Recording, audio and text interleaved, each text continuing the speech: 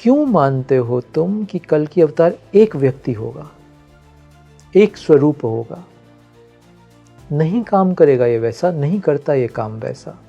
इस युग में कल की अवतार चेतना के तल पे बहुत मनुष्यों के थ्रू अभिव्यक्त होंगे, प्रकट होंगे और अपना कार्य करेंगे। ऐसा कहा गया है जैसे शास्त्रों में कि कल की भगवान के हाथ में महादेव का त्रिशूल होगा। वो क्या है? त्रिशूल मतलब इस कल्कि जी के अवतार जितने भी रूपों में वो व्याप्त होंगे उन सबके पास ये शक्ति होगी। अच्छा, किस बात की शक्ति? वो किसी चीज का निर्माण करेंगे जी। किसी चीज का पोषण करेंगे और किसी चीज का संहार करेंगे। क्या ये जो कुछ भी हो रहा है ये सब महाकाल और महाकाली ने पहले ही डिसाइड कर रखा था? इस जगत में इस समय हम सबके पास पूर्ण स्वतंत्रता है, पहली बात। दूसरी बात, इस पूर्ण स्वतंत्रता को प्रयोग करके, उपयोग करके या तो तुम जी सकते हो अपनी वासनाओं के अधीन, यानी अपने अहम के अधीन होके। ये जियोपॉलिटिक्स में जो तुम देख रहे हो ना, ये अपनी वासनाओं के अधीन लीडर्स हैं, ये अपने अहम के अधीन लीडर्स हैं। उनकी दृष्टि में 100, 500, 10,000, 20,000 लोग मरते हैं तो मर जाएं, कोई फर्क नहीं पड़ता।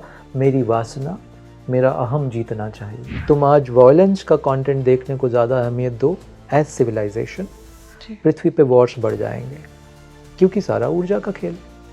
तुम आज शिव को उतना, शिव के कंटेंट को, शिव के गान को, शिव के मंत्र को उतनी अहमियत देने लगो तो तुम देखोगे पूरी पृथ्वी शिवमयी होने लगेगी। स्वर्ग और नर्क ईश्वर नहीं बना रहे हैं, तुम और मैं बना रहे हैं।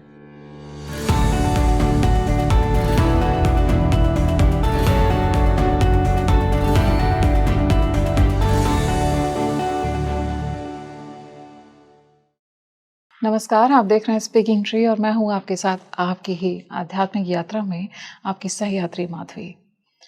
महाकाल, जो काल के भी परे हैं, जो कुछ भी इस काल में घटित हो रहा है, क्या उसमें महाकाल की इच्छा शामिल है?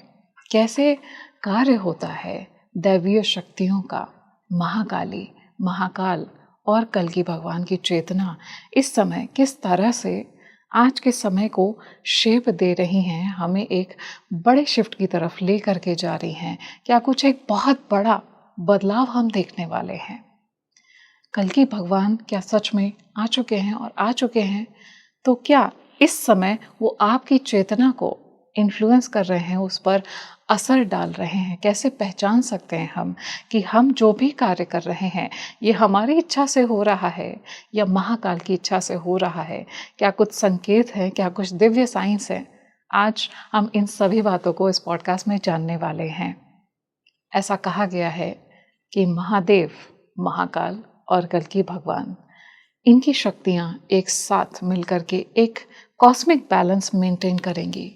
ये किस तरह से होगा? आज इसी दिव्य ज्ञान को जानने के लिए हमारे साथ में जो मेहमान जुड़े हुए हैं वो किसी भी इंट्रोडक्शन के मोहताज नहीं है। आप उन्हें बहुत पसंद करते हैं। मैं बहुत स्वागत करना चाहूँगी अनीश गुरुदेव जी का। बहुत बहुत स्वागत है गुरुदेव स्पीकिंग ट्री पर। थैंक यू माधवी, बहुत दिनों बाद आपसे मैं मिल रहा हूँ। बहुत बहुत प्रेम और आशीर्वाद हमारे सभी साधक मित्रों को। आज आप जब भी आते हैं बहुत अच्छा लगता है और हमारी ऑडियंस भी एक्साइटेड रहती है एपिसोड्स देखने के लिए जब भी आप आते हैं। और मैं भी बहुत एक्साइटेड रहता हूँ सभी साधक मित्रों से मिलने के लिए, क्योंकि एक माध्यम है ना जी। इतने सारे साधक जो पृथ्वी पे पूरा फैले हैं, उनसे मिलने का। ऐसा ये वन साइडेड नहीं है जी। ऐसा लग सकता है कि ये वन साइडेड है, बट मैं इसके माध्यम से आप सबसे मिलता हूँ। सो आई एम इक्वली एक्साइटेड। बहुत सुंदर। स्वामी जी, हम महादेव को देखते हैं, महाकाल, उनको महाकाल कहा जाता है, ऐसा क्यों है? माधवी, महादेव के बहुत सारे रूप स्वरूप हैं। वो सगुण भी हैं, वो निर्गुण भी हैं। ईश्वर के बारे में एक बात तो बड़ी तय सी है ना, भक्त जैसे ईश्वर को देखना चाहें वो अब उस तरह से ईश्वर को देखते हैं, और ईश्वर उनके लिए उस रूप में प्रकट भी होते हैं। अच्छा। तो जैसी तुम्हारी दृष्टि, जैसी तुम्हारी भक्ति, वैसा ही ईश्वर का प्रकट स्वरूप मिलेगा तुम्हें। जी। पहली बात। दूसरा, महाकाल, महादेव को ही महाकाल क्यों कहा गया है? जी। ये जो तुम सारी पृथ्वी देख रहे हो, जिसको हम हिंदी में बोलते हैं जगत, जगत का अर्थ होता है वो जो हमेशा गतिमान है। तुम किसी भी गति को अगर नापोगे या देखोगे तो तुम्हें उसको काल सीमा में देखना होगा। काल के बिना कोई गति नहीं है। मानो इसको ऐसा, अगर अंग्रेजी में दो शब्द यूज करते हैं, टाइम एंड स्पेस। कोई मूवमेंट, कोई गति, कोई स्पेस काल के बिना हो नहीं सकता। तो काल कारक है। महादेव को महाकाल इसलिए बोला जाता है क्योंकि इस पृथ्वी पे जो भी मूवमेंट है किसी भी प्रकार का, तुम्हारी थॉट का, बाहर का फिजिकल मूवमेंट, ये सब काल के अंदर चलता है। काल का दूसरा अर्थ होता है मृत्यु। तो महादेव क्योंकि मृत्यु के भी स्वामी हैं। हाँ, तुम कब तक सांस लो और कब तक सांस ना लो, कब तुम्हारी श्वास बंद हो जाए, महादेव इसके भी स्वामी हैं। इस दृष्टि से भी उनको महाकाल बोला जाता है। और काल की पूरी परिकल्पना, युगों की पूरी परिकल्पना, इसको कैसे चलाना है, कब रोकना है, ये सब भी महाकाल के हाथ में है। इसलिए महादेव को हम महाकाल बोलते हैं। अद्भुत। वो वक्त बदल भी सकते हैं, रोक भी सकते हैं, तीव्र भी कर सकते हैं। अच्छा, इस पे एक और बात बताता हूँ तुम्हें। आजकल बहुत लोगों का ऐसा अनुभव है कि वक्त तेजी से बीत रहा है। हाँ स्वामी जी, ऐसा लग रहा है कि दिन छोटा हो रहा है। दिन छोटा हो रहा है। हाँ, सुबह इंसान ऑफिस जाता है और रात में घर आ जाता है। तो इसके दो रीजन हो सकते हैं। एक रीजन हो सकता है कि हमारी गति बढ़ गई है जी। हमारे विचारों की, व्यवस्थाओं की, व्यस्तताओं की गति बढ़ गई है। अच्छा। राइट। और अगर गति बढ़ी है तो मैंने अभी पीछे बोला, हर गति काल के अंदर है। तो शायद ये संभव है कि महाकाल पृथ्वी पे गति को भी निर्धारित कर रहे हैं। जिस समय को तुम घड़ी से नापते हो, महाकाल घड़ी से नहीं नापते, सभी घड़ियां उनके अधीन हैं। तो जैसा मैंने बोला, वो जब चाहें काल को तीव्र कर सकते हैं, स्लो कर सकते हैं, रोक सकते हैं। काल समय जैसे जिसको तुम समझते हो। ये कुछ बातें मैं ऐसी कह रहा हूँ माधवी, ये बुद्धि के बाद बियॉन्ड की बात है। लॉजिकल माइंड तो समय सीमा को ए से बी पे जाते हुए देखता है। हाँ, महाकाल के लिए समय लीनियर नहीं है। इसलिए हमारी बुद्धि जो हमेशा लीनियर सोचती है वो कभी महाकाल को समझ नहीं पाती। All time, all space, all मृत्यु, ये सब महाकाल के अधीन है। हाँ, तो वो समय के भी स्वामी हैं, मृत्यु के भी स्वामी हैं। गुरुदेव, आपने जैसे बोला कि इस समय जो गति है वो भी महाकाल के अधीन है, और समय को जैसे हम छोटा होते हुए देख रहे हैं, क्या हम एक बड़े ट्रांजिशन की तरफ जा रहे हैं, एक ऐसा हायर डायमेंशन, उसकी तरफ हम मूव कर रहे हैं इस समय, लेकिन हमें उसका आभास नहीं है? उसके संकेत हैं माधवी हमें। इस समय तुम्हारे आसपास इस पूरी पृथ्वी पे जो चल रहा है, ये बड़े संकेत मिल रहे हैं तुम्हें। कुछ तो भयंकर बदल रहा है यहाँ, नॉर्मल नहीं है ये समय। तुम किसी भी व्यक्ति से पूछो जो थोड़ा भी चेतनावान है, वो ये बोलेगा कि ये समय नॉर्मल नहीं है। बहुत दृष्टियों से, जियोपॉलिटिकल दृष्टि, आध्यात्मिक दृष्टि, पृथ्वी की जो प्रकृति की जो इस समय दशा है, उस दृष्टि से भी परिवर्तन बहुत तेजी से आ रहा है। क्योंकि हम, या ऐसा समझो कि सिस्टम ने हमें बहुत बिजी कर रखा है। डे टू डे ट्रैफिक से ही जूझ रहा है आदमी। हाँ, वो अपने खाने कमाने से उसको फुर्सत नहीं मिल रही है, उसको अपने परिवार से, अपने समाज से फुर्सत नहीं मिल रही है। दो घड़ी नहीं है उसके पास बैठने के लिए, ईश्वर की याद में उतरने के लिए। हमें दिख नहीं रहा हो क्या रहा है, क्योंकि हमारी दृष्टि बड़ी संकीर्ण हो गई है। इतना ही दिख रहा है बस हमें, ऐसे नहीं दिख रहा हमें।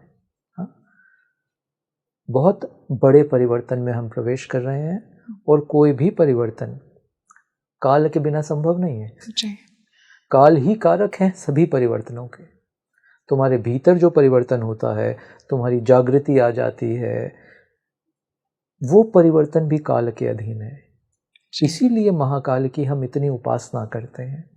गुरुदेव, जो कुछ भी दुनिया में घटित हो रहा है इस समय, जैसे हम देख रहे हैं कि आपने जियोपॉलिटिकल इश्यूज की बात की, तो जो जिस तरह की स्थितियां हैं, क्या महाकाल का ये तांडव है? हम देखते हैं कि महादेव का तांडव होता है, तो ये क्या महादेव का तांडव है कि हमने कुछ गलत कर दिया और हम शायद इसी में आगे बढ़ रहे हैं और ये सब इसीलिए हो रहा है?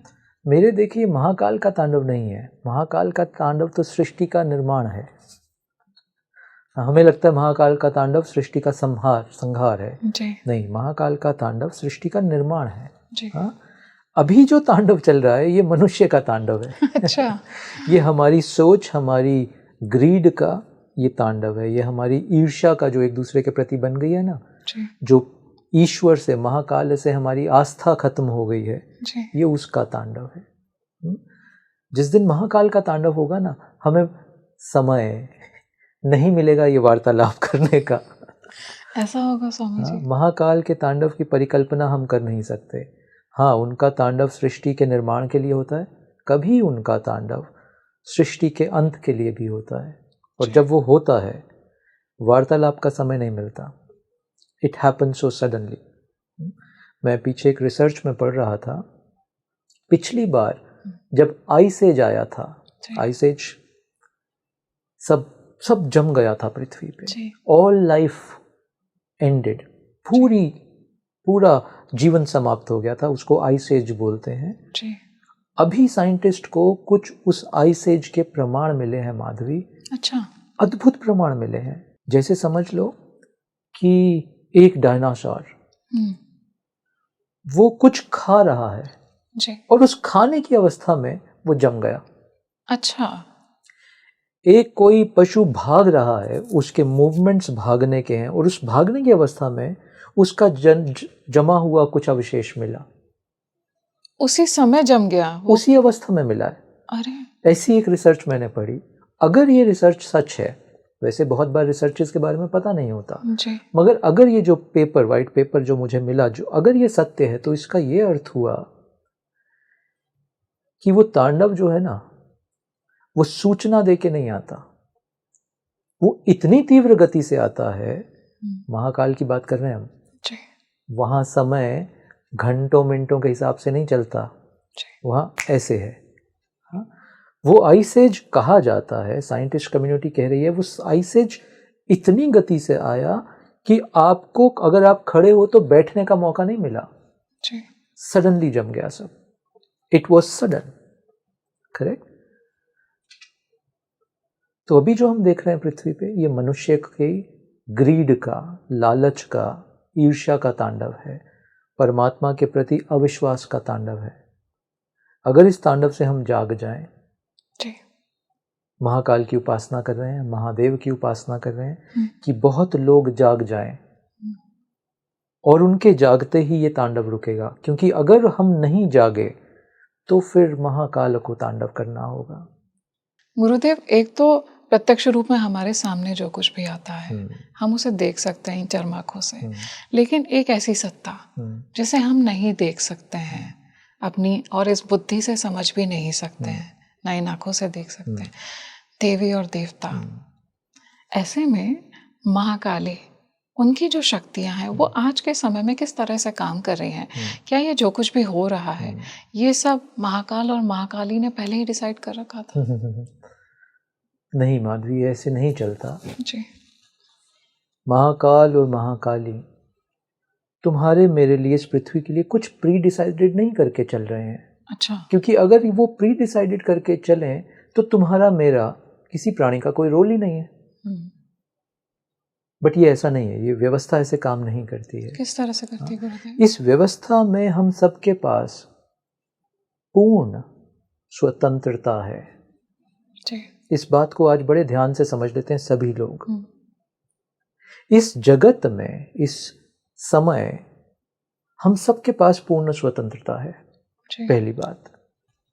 दूसरी बात, इस पूर्ण स्वतंत्रता को प्रयोग करके, उपयोग करके, या तो तुम जी सकते हो अपनी वासनाओं के अधीन, यानी अपने अहम के अधीन होके। जी। ये जियो पॉलिटिक्स में जो तुम देख रहे हो ना, ये अपनी वासनाओं के अधीन लीडर्स हैं, ये अपने अहम के अधीन लीडर्स हैं। उनकी दृष्टि में 100, 500, 10,000, 20,000 लोग मरते हैं तो मर जाएं, कोई फर्क नहीं पड़ता, मेरी वासना, मेरा अहम जीतना चाहिए। तो ये मनुष्यों के ही कर्म है गुरुदेव? मनुष्यों के ही कर्म है। यहाँ जो कुछ हम देख रहे हैं ये हमारा ही किया धरा है। तुमने जो बीज लगाए हैं जी। इस जन्म में माधवी या पिछले जन्म में, उसी का तो फल दिखेगा। ऐसा कैसे होगा कि तुम नीम के बीज लगाओ और तुम बोलो कि मुझे आम का फल मिले? असंभव है ना। जी। तो किसी चेतना के स्तर पे, किसी अहम के चलते तुमने ही वो नीम के, वो करेले के बीज लगाए हैं। अब वो फल है, अगर कड़वा है तो कड़वा है। एक बात ये तो हमारा ही है। जी। दूसरा, हमने अपनी स्वतंत्रता का इस्तेमाल ठीक नहीं किया अभी तक। जी। स्वतंत्रता से तुम अहम के अधीन भी हो सकते हो और तुम शिव के अधीन भी हो सकते हो। अधीन तो रहोगे। कितनी दो उल्टी बातें हैं ना। पूर्ण स्वतंत्रता मगर अधीन रहोगे। जी। ये कैसे समझ सकते हैं गुरुदेव? मतलब देखो, पूर्ण स्वतंत्रता किस बात की है? जी। चूज करने की, निर्णय लेने की।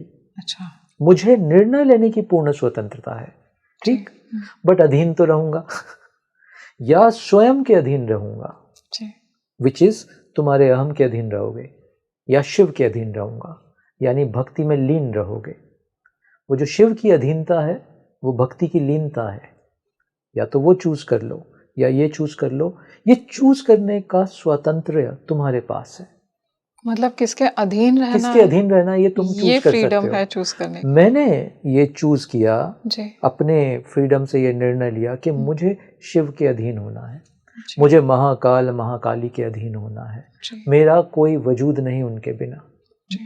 ये अहम कुछ है नहीं यहाँ पे। हाँ, तुम्हें अच्छा लगे अच्छा लगे, तुम्हें बुरा लगे बुरा लगे, तुम्हें मेरी बात समझ में आए तो मुझसे प्रेम करो, तुम मत करो, उससे मेरा कोई झंझट नहीं है। मेरा मालिक कौन है भाई? मैं किसका गुलाम हूँ? हाँ, मैं किसका सेवक हूँ? शिव का, शक्ति का। ठीक, तो मैंने अपनी अधीनता वहां जोड़ी है। मैंने स्वीकार नहीं किया कि मैं अहम के अधीन जीऊं। जब तुम स्वयं के अहम की अधीनता छोड़ते हो तो समझो महाकाली की शक्ति अब तुम्हारे थ्रू कार्य करना शुरू की है। अच्छा। इससे पहले महाकाली महाकाल देख रहे हैं तुम्हें। ये एक छोटा बच्चा है, इसको दिया खेलने के लिए, देखते हैं क्या करेगा। ये अपने खिलौने तोड़ेगा, सजाएगा, या ये अपने माता पिता को देखेगा कि अरे आपने ही तो दिए ये खिलौने। ये करेगा क्या बेटा मेरा? ये बच्चा क्या करेगा? तो बहुत सारे हम जैसे बच्चे तो खिलौनों से ही खेल रहे हैं। बहुत सारे हमारे बच्चे उन खिलौनों के मालिक बन गए हैं।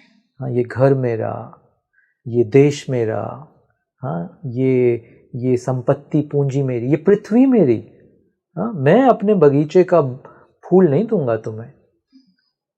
मैं तो ऐसे लोगों को भी जानता हूँ जो अगर उनके बगीचे के फूलों की खुशबू पड़ोस में जा रही है ना तो पर्दा लगा रहे हैं वो वहां पे। अच्छा। हाँ, वो खिलौनों को की मालकियत कर ली उन्होंने और भूल गए ये खिलौने तो शिव और शक्ति के दिए हुए हैं। जिस दिन तुम्हें इस बात का आभास होता है कि ये जो सब खिलौनों से मैं खेल रहा हूं, ये भी जो खिलौना है ये शिव और शक्ति का है, उस दिन पहली बार तुम्हारे माता पिता यानी शिव शक्ति, उस दिन महाकाली की शक्ति तुम्हारे में प्रवेश करके तुम्हारे थ्रू इस जगत का कुछ कार्य कराने लगती है। क्या गुरुदेव कुछ ऐसी सोल्स होती हैं जिनको महादेव और महाकाली चुन लेते हैं और उनसे एक बड़ा पर्पस सर्व किया जाता है, एक बड़ा उद्देश्य वो फुलफिल करते हैं? हाँ भी और ना भी। अच्छा, कैसे? हाँ ऐसे कि हाँ चुनते हैं, उनके चुने बिना कैसे होगा जी। और ना इसलिए कि उन्होंने पहले नहीं निर्धारित किया हुआ। वो चुनते हैं किस बेस पे? कोई आधार होगा ना चुनने का। ऐसे थोड़ी कि माधवी की उनको शक्ल पसंद तो माधवी को चुन लिया, ऐसा नहीं है। आधार क्या है चुनने का? तुम्हारे कर्म, तुम्हारी चेतना की जागरूकता, ये आधार है चुनने का। अच्छा। अगर जैसा मैंने पीछे बोला तुम्हारी चेतना सोई है, खिलौनों में लीन है, फिर नहीं चुना जाएगा तुम्हें। तुम्हारी चेतना जाग रही है, खिलौनों में लीन नहीं है और कर्म तुम्हारे परिवर्तित होने लगे। अब तुम्हारे कर्म तुम्हारे अहम की पूर्ति नहीं कर रहे हैं, अब वो जगत कल्याण के कर्म बन रहे हैं। अब तुम्हें पहली बार कर्म समझ में आ रहा है कि करता मैं नहीं, शिव की शक्ति करा रही है जो मुझसे करा रही है। ठीक, मैं हटा बीच में से। Are you understanding? जब ये मैं हटा बीच में से तो तुम्हें चुन लिया जाता है। ऐसा समझो, एक स्कूल में एक क्लास है, उसमें 100 बच्चे हैं। वो टीचर है, उसने एक टेस्ट दिया, वो देख रहा है सबको, वो इंटरफेयर नहीं कर रहा, वो देख रहा है सबको। कोई नकल कर रहा है इधर उधर, कोई वो फर्रा चला रहा है इधर उधर, टीचर सब देख रहा है। देखो टीचर बड़ा समझदार होता है, वो डांटे या नहीं डांटे उसको दिखता सब है, वो देख रहा है बैठ के। फिर एक बच्चा है उसमें जो बहुत ऑनेस्टली अपने प्योर भाव से लिख रहा है, और जो प्रश्न नहीं आ रहा वो टीचर से पूछ रहा है कि छोटा बच्चा ना, छोटी क्लास है, कि टीचर मुझे ये प्रश्न नहीं आ रहा, थोड़ा सा मदद कर दो। तो टीचर क्या करेगा? उसको मारेगा, पनिशमेंट देगा, या भीतर ही भीतर मुस्कुराएगा कि कितना इनोसेंट बच्चा है ये। अब बताओ 100 में से फेवरेट कौन होगा टीचर का? वही बच्चा है ना। तो टीचर ने चुन लिया उस बच्चे को कि ये है, टीचर की नजर पड़ गई उस बच्चे पे, ये बच्चा ये आगे जाएगा, ये इस जगत के लिए कुछ सुंदर करेगा, ये सिर्फ अपनी पूंजी संपत्ति नहीं बनाएगा, ये कुछ अद्भुत करेगा इस जगत के लिए। हेंस ये मेरा हुआ, चुन लिया। गुरुदेव, मेरे अंदर मन में ना एक जिज्ञासा आ रही है कि जब आत्मा जागृत होती है तो वो भी तो महादेव और महाकाली की इच्छा से ही होती है, ऐसा होता है? Yes and no. ये कैसे? इच्छा तो महादेव और महाकाली के बिना तो कुछ होगा नहीं जी। पहली बात। मगर फिर स्वतंत्रता के नियम को ले आओ। वो तुम्हें नहीं प्रेरित कर रहे कि तुम अहम की पूर्ति करो, तुम लालची बनो, तुम ईर्ष्या के बीज बो, हाँ, तुम सबका तिरस्कार करो, वो नहीं कर रहे हैं। ये तुम्हारी स्वतंत्रता है। अगर तुम अपनी स्वतंत्रता से कुएं में गिरना चूज करोगे, महादेव नहीं रोकेंगे। तुमने देखा कभी महादेव किसी भी असुर को रोक रहे हैं? नहीं। महादेव का स्वरूप कहानी में, चलो पुराण में क्या दिखता है जी। वो हिमालय में योगेश्वर है, हाँ जी। और वो काशी में विश्वेश्वर है जी। हाँ। जब वो हिमालय में योगेश्वर हैं, उनका स्वरूप वो आनंद में, शांति में, ध्यान में लीन है। असुर उपद्रव मचा रहे हैं, मचाते रहो। देव उपद्रव मचा रहे हैं, मचाते रहो। महादेव इंटरफेयर नहीं कर रहे हैं। क्यों? असुरों को अपने कर्म क्षेत्र में खेलने का फ्रीडम है, देवों को अपने कर्म क्षेत्र में खेलने का फ्रीडम है। खेलते रहो। एक दूसरे का सिर फोड़ना है, सिर फोड़ो। एक दूसरे को नुकसान पहुंचाना है, नुकसान पहुंचाओ। एक दूसरे को मारना है, मार लो। मगर जब इस सब से परेशान होके देव जाते हैं शिव के पास, या असुर जाते हैं शिव के पास कुछ समाधान के लिए, उसी स्थिति में शिव समाधान देते हैं, इंटरफेयर करते हैं। जब आप जाते हैं, जब आप जाते हो, जब आप थक गए, जब आप हार गए। आप हार गए का अर्थ क्या हुआ? आपका अहम हार गया। फिर आप जाते हो शिव के पास कि मुझसे नहीं हो रहा, मैं फंस गया, मुझे नहीं समझ में आ रहा, आगे का रास्ता दिखाओ। जब अहम टूटता है तो शिव तुम्हारा हाथ पकड़ते हैं, क्योंकि जब तक अहम खड़ा है तुम्हें जरूरत ही नहीं है महादेव की। तुम्हें लग रहा है तुम ही महादेव हो, स्वामी लगता है ना, तुम ही स्वामी हो। अहम की जब हार होती है तो शिव प्रकट होते हैं, क्योंकि तब पहली बार अपनी चेतना में तुम शिव को याद करते हो, और फिर शिव उस परिस्थिति में तुम्हारा साथ देंगे। तो वो चूज नहीं कर रहे हैं कि तुम गलत करो, तुम सही करो। वो चूज ये भी नहीं कर रहे कि तुम जागो या सो। तुम्हारी स्वतंत्रता। ईश्वर की परिकल्पना देखो भारत में। यहां तुम सोना चाहते हो, ईश्वर कह रहा है सोते रहो। तुम जागना चाह रहे हो, ईश्वर का हाथ सामने है, पकड़ लो। और संकेत देते हैं मगर ईश्वर। हाँ, तुम जैसे कुछ गाना देख रहे होगे अभी यूट्यूब पे और सडनली रिकमेंडेशन में ये वीडियो आ गया, सडनली, और तुमने मुझे कभी देखा नहीं है, तुम्हें पता नहीं ये व्यक्ति कौन है, बट मैं कुछ ऐसा बोल रहा हूं जो तुम्हारी नींद को एकदम से तुम्हें कुछ झकझोड़ेगी ये बात। ये क्या हुआ? ये वो गाना देखते देखते ये कहां से आ गया तुम्हारे पास? ये कैसे हुआ है? ये कोई एल्गोरिथम नहीं कर रही है, ये शिव बीच बीच में तुम्हें जगाने के लिए कुछ करते हैं, हल्का हल्का संकेत देते हैं। जागने की दृष्टि हो तो तुम इस संकेत को पकड़ के जाग जाओगे, सोने की दृष्टि है तो तुम इसको भी डिलीट करोगे, आगे बढ़ जाओगे। हाँ, उस एंटरटेनमेंट में डूबे रहोगे तुम्हारी स्वतंत्रता। बट शिव, माँ आदिशक्ति, अलग अलग ढंग से तुम्हें संकेत भेजती है।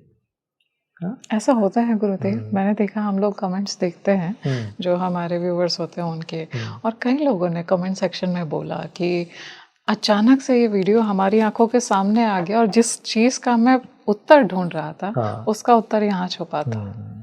अब इसको देखो, गलती क्या करते हैं हम माधवी, इसको या तो तुम लक बोल सकते हो, बाई चांस हो गया, या तुम उसको क्षणिक समझ सकते हो। ये भी बड़ी गलती करते हैं, क्षणिक, वो इस क्षण में आ गया, जिज्ञासा का उत्तर मिल गया, बात खत्म। हाँ? या तुम इसको ईश्वर का संदेश देख सकते हो कि महादेव, महाकाली किसी रूप में तुम तक पहुंचना चाह रही हैं, तुम्हें जगाना चाह रही हैं जी। हाथ बढ़ाया उन्होंने अपना, पकड़ लो। जन्मों जन्मों से सो रहे हो, जाग जाओ, क्योंकि जागोगे तभी शिव तुम्हें चुनेंगे। सोए को नहीं चुना जाएगा, सोए को संकेत दिया जाएगा, जागने वाले को चुन लिया जाएगा। चूज करो। तो ये वो क्षण का मामला नहीं है। कैसे कहूं मैं ये बात जी। कुछ बातें इतनी गहरी हैं माधवी कि हमारी डे टू डे दृष्टि उसको मिस कर देती है, और हम ढूंढते हैं, क्या बोलते हैं उसको, मिस्टिसिज्म या मैजिक, ऊल जलूल बातों में। हाँ, आजकल मैं देखता हूँ बहुत सारे पॉडकास्ट का कंटेंट जो मेरी टीम आश्रम में मुझे दिखाती है, हॉरिबल। क्यों हॉरिबल? क्या देख रहे हैं लोग मालूम? क्या वीडियो, कौन से भूत का समय चल रहा है, कौन सी वो चुड़ैल आई हुई है, व्हाट इज गोइंग ऑन? ये तुम क्या कर रहे हो? बनाने वाले भी और देखने वाले भी जी। ये तुम इतना डार्क कंटेंट देख रहे हो, इसका तुम्हारी चेतना पे क्या असर पड़ेगा जी। इसका तुम्हारे खून, तुम्हारे एटम्स में क्या असर पड़ रहा है, तुम्हारी सबकॉन्शियस में क्या जा रहा है, तुम्हें समझ नहीं आ रहा है। ये सब रोमांच के लिए, मैजिक के लिए तुम कुछ भी उलझुल कर रहे हो जी। और ये मैजिक जो तुम्हारे सामने घट रहा है कि वो एंटरटेनमेंट देखते देखते ये पॉपअप हो गया, ये मैजिक नहीं दिख रहा तुम्हें। बहुत सुंदर। तुम्हें वही मैजिक देखना है जो काला है जी। हाँ, मुझे अभी पीछे एक मित्र आया आश्रम में, माधवी जी। उन्होंने कुछ एनालिसिस किया और उन्होंने कहा आजकल समहाउ लोग ब्लैक मैजिक और ये सब तरह का कंटेंट बहुत देखने लग रहे हैं। इसको लिंक करो तुम दुखों से। एक बात को हम मानेंगे कि इस समय पृथ्वी पे दुख बढ़ा हुआ है, suffering is a lot at this time, ठीक है, चाहे वो वॉर की वजह से हो, प्राकृतिक आपदा की वजह से हो या मानसिक वजह से हो जी। हाँ, जो मानसिक सफरिंग है उसका शब्द मालूम क्या है? क्या? आध्यात्मिक। आध्यात्मिक। इस सफरिंग को आध्यात्मिक बोला जाता है। अच्छा। सेल्फ इम्पोज्ड, ये तुम जनरेट कर रहे हो। 95% सफरिंग जो आज हम जी रहे हैं वो हम खुद पैदा कर रहे हैं, मानसिक सफरिंग है वो। जब तुम इतना डार्क सोचोगे, इतना डार्क, इतना नेगेटिव देखोगे, बहुत सारे OTT चैनल्स पे जी। जो ट्रेंडिंग शोज चल रहे हैं वो सब डार्क शोज हैं, वो सब क्राइम थ्रिलर्स हैं, वो सब इस तरह के शोज हैं। इन शोज का, इस कंटेंट का तुम्हारी चेतना पे, तुम्हारी मानसिकता पे नेगेटिव प्रभाव पड़ रहा है, जो तुम्हें डिप्रेशन, स्ट्रेस, एंजाइटी, फियर, साइकोसिस, वो क्या पैरानोया में लेके जा रहा है। सिर्फ तुम्हें नहीं, तुम जब ये कंटेंट कंज्यूम कर रहे हो, तुम्हारे बच्चों में। अच्छा, see Madhavi, this is all vibration भाई। सारा का सारा खेल तो ऊर्जा का है ना, जो अदृश्य है। जब ये अदृश्य नेगेटिव ऊर्जा मैं कंज्यूम कर रहा हूं, तो कहीं ना कहीं मेरे थ्रू वो ऊर्जा वाइब्रेट भी होगी। वो डर, वो नेगेटिविटी, वो मेरे परिवार, मेरे बच्चों में भी जाएगी। कलेक्टिव सफरिंग का एक लूप बन रहा है, बिकॉज हम अपनी नींद, अपनी जड़ता के चलते ये सब देखने लगे। तो गुरुदेव, ये सब एक्चुअल में एग्जिस्ट भी नहीं कर रहा है, लेकिन इंसान ने उसको एम्पलीफाई कर दिया, एम्पलीफाई कर दिया। अच्छा। देखो, प्रेत शक्ति है, बट हमने उसको इतना एम्पलीफाई कर दिया कि अब हमारे लिए वही सत्य हो गया। शिव क्यों नहीं उतना सत्य हमारे लिए? हम क्यों उस नेगेटिव डार्क कंटेंट को उतना अहमियत दे रहे हैं? क्योंकि रूल सिंपल है माधवी, तुम जिस कंटेंट को जितनी अहमियत दोगे, तुम्हारी चेतना में और जगत चेतना में वो बढ़ेगा। तुम आज वॉयलेंस का कंटेंट देखने को ज़्यादा अहमियत दो एज सिविलाइजेशन, पृथ्वी पे वॉर्स बढ़ जाएंगे, क्योंकि सारा ऊर्जा का खेल है। तुम आज शिव को उतना, शिव के कंटेंट को, शिव के गान को, शिव के मंत्र को उतनी अहमियत देने लगो, तो तुम देखोगे पूरी पृथ्वी शिवमयी होने लगेगी। स्वर्ग और नर्क ईश्वर नहीं बना रहे हैं, तुम और मैं बना रहे हैं। सच में गुरुदेव? स्वर्ग और नर्क का निर्माण तुम और मैं कर रहे हैं अपनी सोच, अपनी ऊर्जा से। जैसा मैंने बोला, शिव विराजमान है, उनको कोई लेना देना नहीं। तुम नर्क बनाना चाहो, नर्क में रहना चाहो, वो कहेंगे तथास्तु। तुम स्वर्ग बनाना चाहो, स्वर्ग में रहना चाहो, बोलेंगे तथास्तु। फ्रीडम हमारे पास, फ्रीडम तुम्हारे पास है। एक बार तुम जागने की तरफ बढ़े, अब शिव तुम्हारे साथ है, अब शिव की पूरी शक्ति तुम्हारे साथ है। एक विवेकानंद होते हैं, पृथ्वी बदल देते हैं। एक बुद्ध होते हैं, पृथ्वी बदल देते हैं। एक नानक आते हैं, पृथ्वी बदल देते हैं। एक आदि शंकराचार्य आते हैं, पृथ्वी बदल देते हैं। एक जीसस आते हैं, पृथ्वी बदल देते हैं। ये क्या हो रहा है? क्योंकि वो एक व्यक्ति जो जाग रहा है, शिव और शक्ति की पूरी ऊर्जा मिल गई उनको। एक करोड़ को बदल देता है, कुछ किए या कई बार बिना कुछ किए। रमना महर्षि ने तो कुछ किया ही नहीं, सत्संग तक नहीं दिया, हजारों लाखों करोड़ों को बदल दिया। आज तुम विदेश जाओ, मैं विदेश जाता हूँ अक्सर, वहाँ जितने वेदांत के टीचर मिलते हैं मुझे, जो फिरंगी हैं, वो सब कहीं ना कहीं रमना महर्षि से सीखे हैं। अच्छा। डायरेक्टली और इनडायरेक्टली, उनकी पुस्तकों से, उनके ज्ञान से, उनके ध्यान से। रमना महर्षि तो कुछ किए ही नहीं। वो व्यक्ति बिना कुछ किए भी, वो संत बिना कुछ किए भी शिव शक्ति की ऊर्जा को पूरे ब्रह्मांड में फैला दिए हैं। That's the power. जागृत होना होगा। गुरुदेव, महाकाली, माँ की शक्ति किस तरह से एक कॉस्मिक बैलेंस मेंटेन करती है, और किस तरह से हमें, जो आपने बोला कि एक ट्रांजिशन आ रहा है, एक बड़ा शिफ्ट आ रहा है, उसकी तरफ लेकर के जा रही है। बाहरी तो रूप से भी देखा जा सकता है, भीतरी रूप से भी देखा जा सकता है। कैसे गुरुदेव? पहले भीतर देख लेते हैं। हाँ? ये जो शक्ति है हमारे भीतर, ये इस समय जो तुमसे बुलवा रही है, जो मुझसे बुलवा रही है, हम सुन रहे हैं, ये जो शक्ति हमारे भीतर है, ये क्या है? क्या ये जो भोजन कर रहे हो उससे आ रही है? नहीं, भोजन से नहीं आ रही है शक्ति। क्या ये सूर्य से आ रही है सिर्फ? हाँ, सूर्य से भी आ रही है ये शक्ति, बट ये शक्ति मूलतः तो हमारे अंदर है। शक्ति के बिना शरीर तो शव है, राइट? तो मूलतः ये शक्ति भीतर है। ये शक्ति, फिर से बोलता हूं, ये शक्ति चूज नहीं करती। जब ये शक्ति तुम्हारे मूलाधार पे केंद्रित है पूरी तरह से, तो तुम जगत में लीन रहोगे। और जगत में लीन रहने का अर्थ सिर्फ स्वयं की प्लेजर नहीं है, तुम कुछ तो नाश करोगे जगत का। अच्छा। You will create some destruction. ये सर्टेन है गुरु जी? सर्टेन है, सर्टेन है, सर्टेन है। जैसे जैसे तुम्हारी शक्ति ऊपर बढ़ने लगेगी, वो तमस से रजस में प्रवेश करके सत्व में प्रवेश करेगी। ठीक, जी।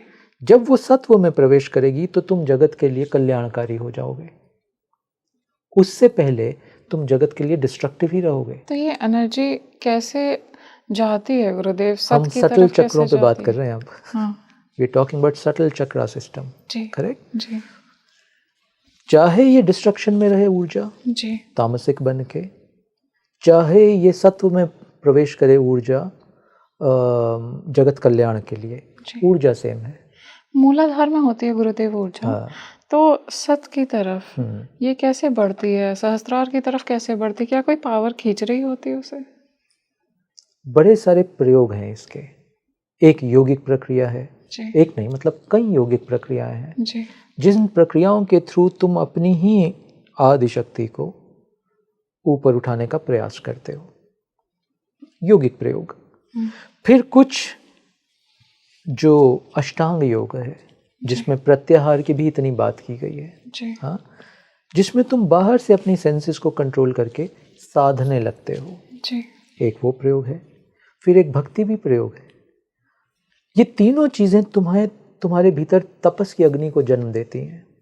फिर से दोहराता हूँ, आज कुछ हम अलग टेंजेंट पे बात कर रहे हैं। जी जितनी भी प्रक्रियाएं हैं आध्यात्म की, इन सभी प्रक्रियाओं का एक मूल तत्व, चाहे वो भक्ति हो, चाहे ध्यान हो, चाहे योग की प्रक्रियाएं हो, चाहे तंत्र हो, चाहे मंत्र हो, उन सब का मूल एक, तुम्हारे भीतर अग्नि को जन्म दे देना, या तुम्हारे भीतर जो अग्नि बड़ी बुझी बुझी सी है उसको प्रज्वलित कर देना। पूछो क्यों? क्यों गुरुदेव? जब अग्नि प्रज्वलित होगी, जिसको हम बोलते हैं तपस, तप की अग्नि बोलते हैं ना, तप की अग्नि ही तमस को जलाएगी, भस्म करेगी। वो भक्ति के माध्यम से जले तब भी तपस की अग्नि जलेगी, और तपस की अग्नि जल के क्या करेगी? तमस को भस्म कर देगी। और तमस के भस्म होते ही अहम भस्म होने लगता है, और अहम के भस्म होने ही शिव प्रकट होने लगते हैं, शिव तत्व प्रकट होने लगता है। हाँ? वो जलाना पड़ता है सोने को, सोना बनने के लिए। जी सारी उसकी जो इम्प्योरिटीज को जलाना पड़ता है, राख करना पड़ता है। ये तपस माध्यम, चाहे भक्ति हो, चाहे ज्ञान हो, ज्ञान भी माध्यम है तपस को बढ़ाने का, जिससे तमस जलेगा। अच्छा, ये कैसे होता है गुरु? क्योंकि ज्ञान में क्या हो गया, आपका इंटेलेक्ट, आपकी बुद्धि इतनी शार्प हो गई है। शार्प का मतलब वो लेजर, जी लेजर को बोलते हैं ना शार्प। हाँ लेजर मतलब गर्म। अभी यहाँ हमारे स्किन जल जाएगा उस बिंदु पे। जी इंटेलेक्ट इतना शार्प हो जाता है, वो लेजर की तरह गर्म होके तमस को काटने लगता है, जलाने लगता है, पिघलाने लगता है। गुरुदेव, ये जैसे हमने बोला कि मूलाधार से सहस्त्रार की तरफ ऊर्जा बढ़ रही है, इसके पीछे कौन सी शक्ति काम कर रही है? हमारी चेतना की शक्ति है कि महाकाल की शक्ति है, किसकी शक्ति है? इसके पीछे प्रेरणा काम कर रही है। प्रेरणा काम कर रही है। प्रेरणा काम कर रही है। कैसे? किस बात की प्रेरणा? शिव की प्रेरणा कि बहुत हो गया ये जगत का नाटक, ये बहुत खेल लिया खेल, अब मुझे अल्टीमेट खेल खेलना है, अब फाइनल खेल खेलना है, जिस खेल के लिए आज तक शरीर धारण करता आया हूँ, और वो फाइनल खेल है शिव का खेल। हाँ, तो ये प्रेरणा होगी तुम्हारे भीतर। अच्छा। एक शेर सुना था मैंने, गजल सुनी थी, उसकी एक लाइन है, अद्भुत मेरे साथ रह गई वो लाइन। कवि बोलते हैं उसमें, अपनी आग को जिंदा रखना कितना मुश्किल है, पत्थर बीच आईना रखना कितना मुश्किल है। बहुत खूब। सारी मुश्किल है अपनी आग को जला के रखना। किस आग को जला के रखना? प्रेरणा की आग को। किस प्रेरणा की आग को? शिव की प्रेरणा की आग को। जगत की प्रेरणा की आग को नहीं, वो तो भटका रही है, शिव की प्रेरणा की आग जगा रही है। तो ये प्रेरणा हमारे बीच, हमारे भीतर क्या सुप्तावस्था में रहती है गुरुदेव? सुप्त अवस्था में। अब तुम पूछो ये प्रेरणा जागती कैसे? देखो, हर बात से एक प्रश्न निकल रहा है ना। ये प्रेरणा जागती कैसे है? जी। ये हम क्यों कर रहे हैं पॉडकास्ट? जी। ये क्यों डाल रहे हैं हम? जिस भी चैनल पे आप डालते हो, जिस माध्यम से भी ये साधकों तक पहुंचता है, ये क्यों कर रहे हैं हम? ये शब्द मैं क्यों बोल रहा हूँ? मैं बोल रहा हूँ क्योंकि मुझे शिव की प्रेरणा है। और ये प्रेरणा बन के तुम्हारे कानों तक पहुंच रहा है, ताकि ये शब्द सुन के तुम्हारी शिव की प्रेरणा भी जाग जाए। तो इसमें महाकाल की इच्छा है। एकदम।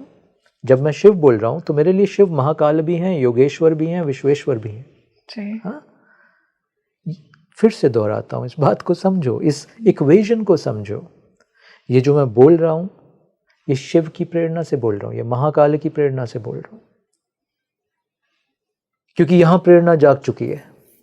अब इन शब्दों के माध्यम से ये तुम तक पहुंच रहा है, ताकि तुम्हारे भीतर भी ये प्रेरणा जाग जाए। और जो अभी तक जगत की प्रेरणा में तुम फंसे हो, जो दुख का कारण बना है, उससे तुम जाग के शिव की प्रेरणा पे लगो, जो अनंत आनंद का कारण बनेगा। बहुत सुंदर। ये प्रोसेस है, ऐसे प्रेरणा को जगाया जाता है। अर्थ कंटेंट के माध्यम से, वाणी के माध्यम से, गीत संगीत नाद के माध्यम से, मंत्र उच्चारण के माध्यम से, वो क्या बोलते हो, तीर्थ यात्रा के माध्यम से, शिव मंदिरों में जाके ध्यान के माध्यम से। ये सभी माध्यम हैं। किस बात के माध्यम? अपनी आग को जिंदा करना कितना मुश्किल है, उस आग को जलाने के माध्यम। ये सभी माध्यम है। तुम भी माध्यम हो, मैं भी माध्यम हूँ, ये शब्द भी माध्यम है, ये प्रश्न भी माध्यम है। तो किसके लिए? उस प्रेरणा को जगाने के लिए। इस समय हमारा जो वार्तालाप चल रहा है गुरुदेव, ये भी एक माध्यम है। एकदम माध्यम, प्रेरणा को जगाने एकदम के लिए। क्योंकि ना तुम्हारा इसमें कुछ लेना देना, ना मेरा कुछ इसमें लेना देना। मेरे लिए ये आदेश है। जी। किस चीज का आदेश? उस प्रेरणा का आदेश, कि अंतिम सांस तक बस अब इस प्रेरणा से इस जगत को भर देना है। तो मैं तो पहले बोला, मैं गुलाम हूं, मेरी कोई अपनी इच्छा नहीं, गुलाम की कोई अपनी स्वतंत्रता नहीं। जो आदेश होगा महाकाल का, शिव का, इस मुख से तो अब वही होने वाला है, इस शरीर से अब वही होने वाला है। तो अपना कोई लेना देना नहीं है। You understand? यानी कोई भीतर स्पंदन नहीं है मेरे अंदर कि मैं ये करूं। ये तो इंस्ट्रूमेंट, ये सितार पड़ा हुआ खाली। जब शिव आदिशक्ति इसमें कोई स्पंदन पैदा करते हैं, इससे ये शब्द निकलते हैं। गुरुदेव, ऐसा पहले कहा गया है, शास्त्रों में कहा गया है कि भगवान विष्णु का एक अवतार कल्कि भी होंगे। तो क्या कल्कि का अवतरण इस समय हो चुका है या अभी होना है? मनुष्य की एक प्रॉब्लम है, एक वो कहानियों को फैक्चुअली सत्य मानने लगता है। कहानी के माध्यम से क्या कहा जा रहा है, संदेश को भूल जाता है, वो फैक्ट्स को पकड़ता है। Brain, mind works like that. ये मन ऐसे काम करता है। कल की अवतार होंगे और हमारी अवतार की एक कल्पना है। 4 भुजा, 8 भुजा, ऐसे अवतार आएंगे और ऐसे हम पूरी पृथ्वी को स्वर्ग बना देंगे। ये हमारी परिकल्पना है। पृथ्वी ना कभी स्वर्ग थी, ना कभी स्वर्ग होगी। ऐसा क्यों करते हैं? भीतर स्वर्ग है और हो सकता है। ये बाहर का प्रश्न नहीं है, ये भीतर का प्रश्न है।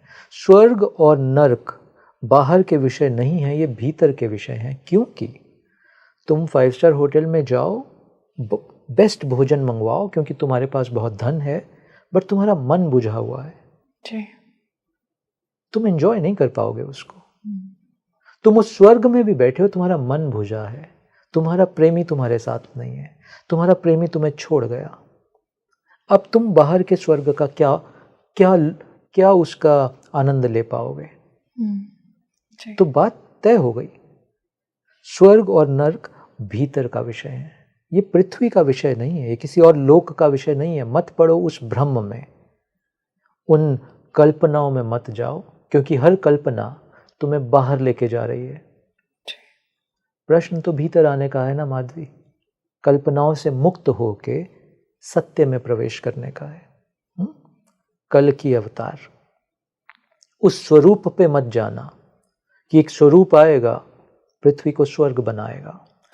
कल की अवतार अंश मात्र तुम्हारे अंदर होंगे। अच्छा, अंश मात्र आज के बहुत सद्गुरुओं के अंदर होंगे, डिस्ट्रीब्यूटेड भी तो हो सकता है। तो ये चेतना की अवस्था में, चेतना की अवस्था में क्यों मानते हो तुम कि कल की अवतार एक व्यक्ति होगा, एक स्वरूप होगा? नहीं काम करेगा ये वैसा, नहीं करता ये काम वैसा। इस युग में कल की अवतार चेतना के तल पे बहुत मनुष्यों के थ्रू अभिव्यक्त होंगे, प्रकट होंगे और अपना कार्य करेंगे। ईश्वर बहुत रूपों में प्रकट होके, अवतरित होके अपना कार्य करेंगे। ईश्वर के लिए कोई एक रूप का महत्व नहीं है, वो स्वरूपी है, वो बहुरूपी है। करेक्ट? बुद्धि सिर्फ एक कृष्ण के अवतार को मानती है, एक भगवान राम के अवतार को मानती है और सोचती है कि ऐसे ही एक कल के अवतार होंगे। अब ये जो जगत जैसा बन चुका है ना, एक कल के अवतार से चलने नहीं वाला है ना। इस समय बहुत कल की हमें चाहिए, क्योंकि हमने अपनी मूर्खता से इस जगत की ये हालत कर दी है। अब उस मूर्खता को ठीक करने के लिए एक कल की से नहीं चलने वाला। अब वही एक कल की, वही एक अवतार मल्टीपल फॉर्म्स में प्रकट होंगे, क्योंकि तुम्हें फॉर्म्स मल्टीपल दिखती हैं, ईश्वर के लिए मल्टीप्लिसिटी नहीं होती है। ईश्वर के जगत में एवरीथिंग इज वन, ये सब एकाकी है, सर्वव्यापी है, एकाकी है। अच्छा। ये सब एक है, तुम मैं ये सब चेतनाएं मूल रूप से एक। ईश्वर के जगत में, मनुष्य की बुद्धि के जगत में तुम अलग, मैं अलग। कल की अवतार की दृष्टि से मल्टीप्लिसिटी ऑफ फॉर्म्स दिखेंगे, और दिखेंगे भी शायद गलत शब्द है, क्योंकि नॉर्मल चेतना तो आइडेंटिफाई भी नहीं कर पाएगी, महसूस किया जा सकता, मुश्किल होगा नॉर्मल चेतना। सुप्त चेतना के लिए तो माधवी, जो व्यक्ति लीन है जी, उनके सामने तो जब कोई संत भी खड़े होते हैं, वो तो उनको भी पत्थर मारते हैं जी। सोई चेतना जी, करेक्ट। हमने कहा किसी नानक को हमने पूजा, हमने कब किसी भी संत को पूजा है जी। हमने तो बहिष्कार ही किया है। हाँ? जी। दोष दृष्टि है ना, क्योंकि अभी भी तुम देखो, आज के युग में, एआई के युग में, तुम सोशल मीडिया पे जाते हो, कोई आदमी भी, कोई मनुष्य भी, कोई सुंदर से सुंदर अच्छी बात करे, 4 लोग मिलेंगे उनको ट्रोल करने वाले जी। क्यों मिलेंगे? What's going on? क्यों हो रहा है ये? क्योंकि दोष दृष्टि है। क्यों दोष दृष्टि है? क्योंकि हमें नर्क की आदत पड़ चुकी है, क्योंकि हमें हर चीज में, वो जो मैंने पीछे बोला ना, नेगेटिव डार्क कंटेंट, तो हमें ईश्वर में भी अवगुण दिखने लगता है। यही डिबेट होती है आज। आधी जनता बोल रही है कि कृष्ण में ये प्रॉब्लम्स थी, उन्होंने ऐसा क्यों किया, उन्होंने धर्म के विरुद्ध युद्ध, एटसेट्रा एटसेट्रा। कृष्ण पे भी तुम उंगली उठाते हो जी। शिव पे तो उठाते ही हैं हाँ, कि क्या वो तो परिवार का ध्यान नहीं रखते हैं, उनको तो कुछ मतलब नहीं है, वो तो ऐसा कर। ये दोष दृष्टि है। इस दोष दृष्टि के चलते हमें ईश्वर के दर्शन नहीं हो पाएंगे जी। तो जब तक चेतना सुप्त है, कल की तुम्हारे सामने बैठे होंगे, तुम्हें नहीं दिखेंगे। शिव तुम्हारे सामने बैठे होंगे, तुम्हें नहीं दिखेंगे, जब तक दोष दृष्टि है, क्योंकि वो सोई हुई है। साधारण मनुष्य के अंदर दोष दृष्टि है, इसलिए बहुत ज्यादा है, पहचान नहीं पाते, बहुत ज्यादा है। दोष दृष्टि कैसे हटेगी? फिर से वही बात आती है, तपस्या। जलाना होगा अपने आप को, अपने भीतर ये जो सारी इम्प्योरिटीज हैं। अगर सोना चाहिए, अग्नि लगानी है। अग्नि के बिना सोना नहीं है। तपस के बिना तमस नहीं कटेगा, तमस के बिना अहम नहीं कटेगा। ये ऐसी स्टेजेस में काम करेगा। गुरुदेव, जैसे आपने बोला कि कल की अवतार चेतना के रूप में और मल्टीपल फॉर्म्स में आएंगे, अलग अलग मनुष्यों की चेतना पर असर डालेंगे, तो क्या उनका असर अभी से शुरू हो चुका है? हो चुका है। तुम जो भारत में एक चेतना का जागरण देख रहे हो जी। देख रहे हैं हम भारत में चेतना का जागरण, और मैं तो विश्व में भी चेतना का जागरण देख रहा हूँ। अच्छा। अभी मैं विदेश में था, जितने लोग इस बार अमेरिका में मुझसे मिलके उनकी आंखों से आंसुओं की धाराएं बही हैं। ये प्रमाण है कि चेतना जागने की अवस्था में प्रवेश कर रही है। जी। थक गए लोग, अपने ही नरकों से थक गए लोग, अपने ही अहम के बोझ से थक गए लोग। और जैसे मैंने पीछे बोला, तुम थकोगे, तुम टूटोगे, तुम अहम से हारोगे, शिव का हाथ, शिव के दर्शन होने लगेंगे, प्रेरणा जागृत होने लगेगी। चेतना का जागरण पृथ्वी पे शुरू हो चुका है और ये तुम्हें अगले आने वाले वर्षों में और प्रगाढ़ रूप में दिखेगा, और प्रगाढ़ होता प्रगाढ़ रूप में दिखेगा। गुरुदेव, ऐसा कहा गया है जैसे शास्त्रों में कि कल की भगवान के हाथ में महादेव का त्रिशूल होगा। वो क्या है? त्रिशूल का अर्थ होता है, बड़े अर्थ हैं त्रिशूल के। एक अर्थ ये भी है क्रिएशन, सस्टेनेंस, डिस्ट्रक्शन। हाँ, निर्माण भी है उसमें ध्यान रखना भी है अपनी निर्मित चीज का, और उसमें संहार भी है उसका।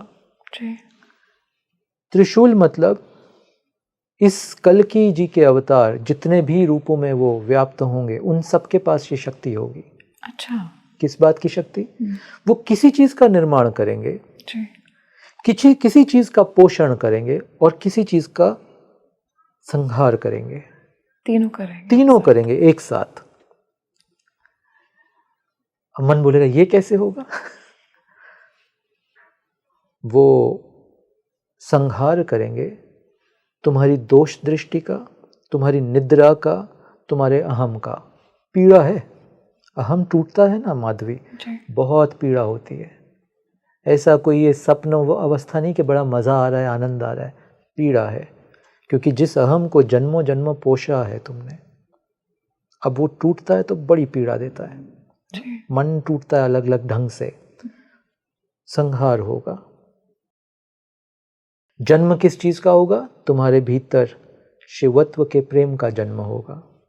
पोषण किसको दिया जाएगा? तुम्हारे भीतर तुम्हारी अग्नि को पोषण दिया जाएगा, ताकि तुम भस्म कर सको अपनी सारी इम्प्योरिटीज को, अपनी सारी निद्रा को, अपने सारे तमस को। तो कल की अवतार के थ्रू, जो कि संतों की फॉर्म में भी दिखेंगे तुम्हें ये कार्य।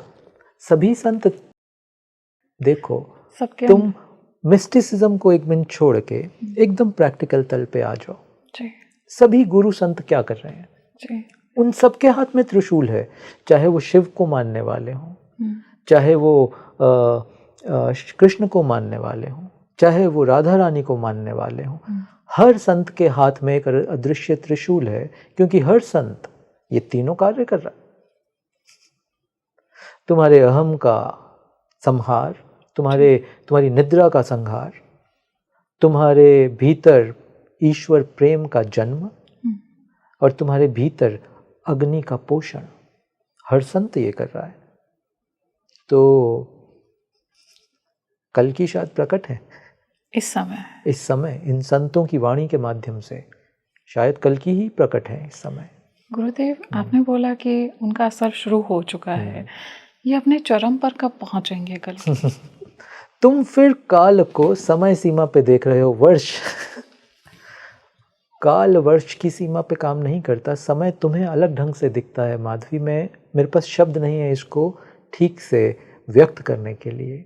यहाँ समय सीमा का कोई खेल नहीं है। ये एक बहुत बड़ा प्ले चल रहा है। इसमें कुछ बनता है, कुछ पोषण होता है, कुछ अंत होता है। ये एक बहुत सुंदर साइकिल चल रही है।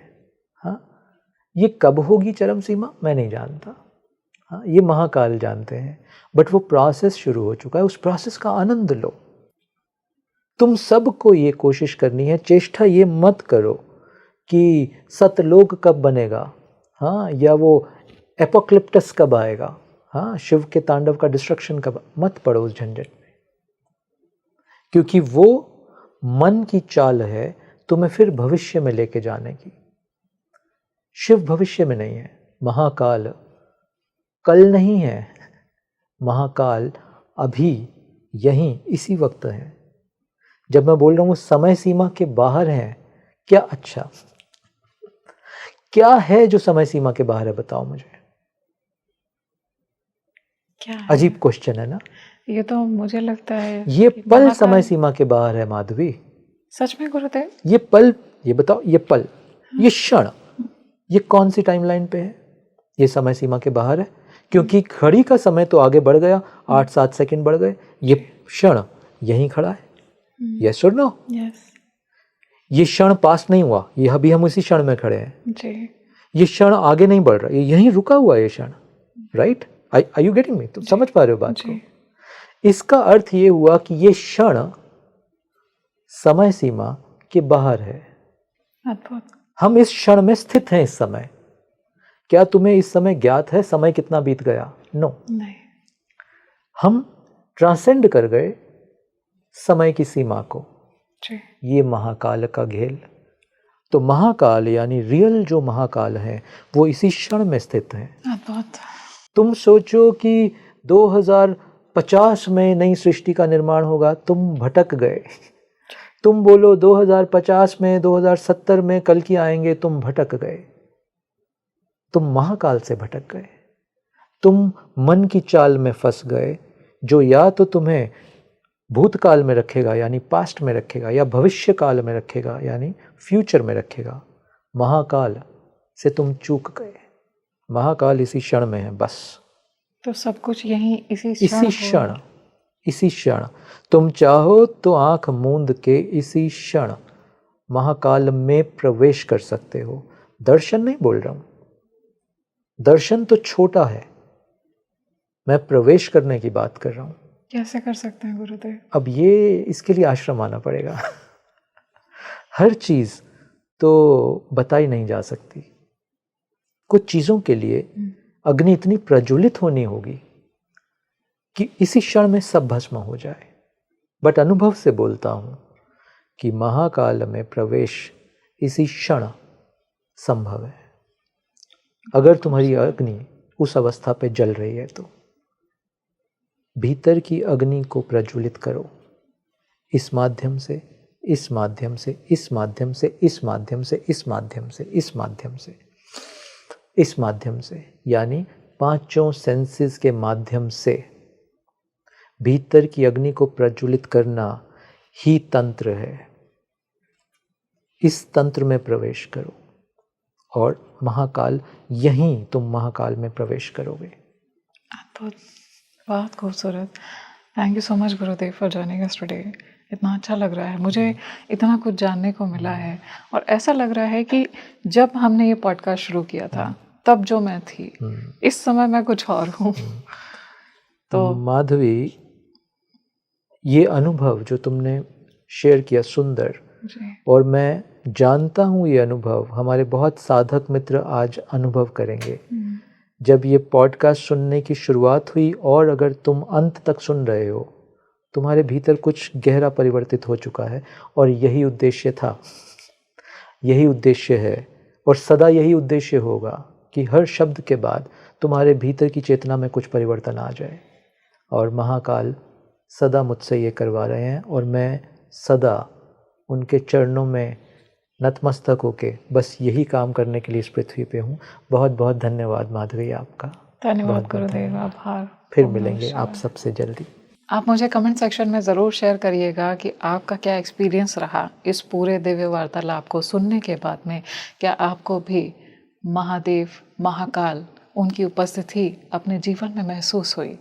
क्या आपको भी ऐसा महसूस हो रहा है अपने अंतर में कि कल्कि और महाकाली, इनकी जो ऊर्जाएं हैं ये आपके भीतर भी प्रवाहित हो रही हैं?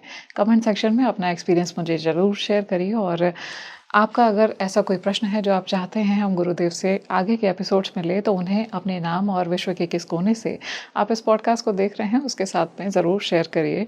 आगे आने वाले एपिसोड्स में हम इन्हें गुरुदेव से आपके नाम के साथ में ज़रूर लेंगे।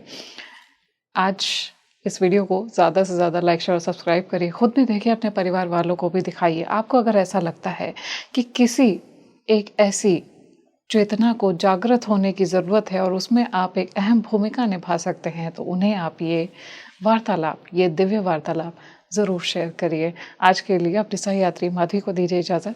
नमस्कार।